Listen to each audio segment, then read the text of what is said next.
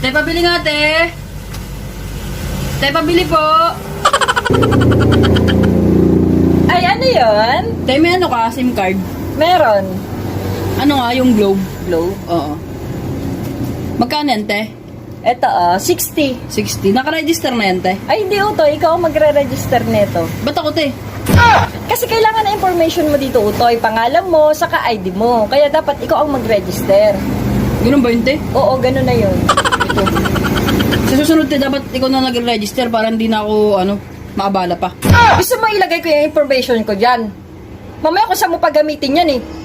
Madami mo pa ako sa mga gawain mo. Grabe ka naman, te. Siyempre, information ang ilalagay dyan. O kung malay ko ba kung saan mo gagamitin yan. E di ako pa yung nasisi dyan. Sige, te. Saka wala ka mabibiling SIM card na naka-register na. Ikaw dapat talaga magre-register niyan. Sige na. Salamat.